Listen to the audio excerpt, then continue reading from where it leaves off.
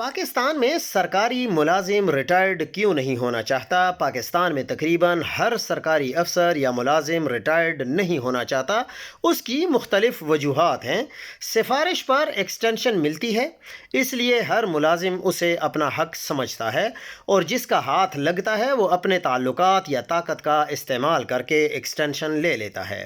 ہمارے سرکاری عہدوں کے ساتھ اتنی طاقت، اختیار، سہولیات اور جو ریسورسز جڑے ہیں کہ کوئی بے وقوف ہی ہوگا جو ریٹائرڈ ہونا چاہے۔ ہمارے سرکاری شعبوں میں کام کی نوعیت بہت کتابی ہوتی ہے اور اس سے انسان کی استعداد محدود رہتی ہے، اور سرکاری ملازم پرائیویٹ سیکٹر کے اوپن مقابلے میں اپنے آپ کو کمزور پاتا ہے، اور عمر کے آخری حصے میں وہ انرجی بھی نہیں ہوتی کہ اپنے آپ کو ایک نئے ماحول کے لیے ڈھالیں۔ سرکاری نوکری میں دوسرے پر انحصار بہت زیادہ ہے، اور سرکاری نوکر ایک ایسے نظام کا عادی ہو چکا ہوتا ہے، جبکہ private sector one man army کی طرح کام کرتا ہے۔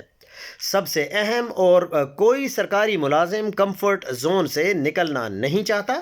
طاقت، اختیار اور جو ریسورسز ہیں وہ ایک نشہ ہے۔ جس کو اس نشے کی عادت پڑ جاتی ہے وہ نشہ چھوڑ نہیں سکتا۔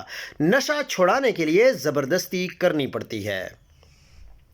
قید وہ نہیں ہے جو کیمروں کے سامنے آ کر چند لمحوں کی تاخیر، چند رسمی رکاوٹوں یا سرکاری سہولتوں کے ساتھ گزاری جائے۔ قید وہ ہے جو عمران خان نے گزاری ہے اور وہ گزار رہا ہے، خالی دیواروں کے بیچ آواز کی تنہائی میں اور ضمیر کے ساتھ تنہا کھڑے ہو کر۔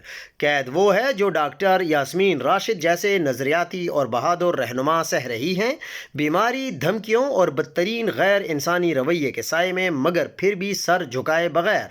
قید وہ ہے جو تحریک انصاف کے عام کارکن نے سہی، جو نہ ٹی وی اسکرین پر آئے، نہ ہی ان کی پیشی پر کیمرے تھے، بس حوالات، گالیاں اور بے بسی۔ قید وہ ہے جو وہ عام پاکستانی بھگت رہا ہے جو صرف ایک نظریے سے محبت کرتا ہے اور اس جرم میں اپنی زندگی کی سانسیں گنتا ہے۔ یہ کوئی سیاسی چال، پریس کانفرنس یا میڈیا پرفارمنس تو ہے نہیں۔ قید وہ ہوتی ہے جو آپ کو اندر سے توڑتی ہے، مگر آپ کے نظریے کو جھکنے نہیں دیتی۔ جو یہ سب سہ چکے ہیں وہ بولتے نہیں، ان کی آنکھیں کافی ہوتی ہیں۔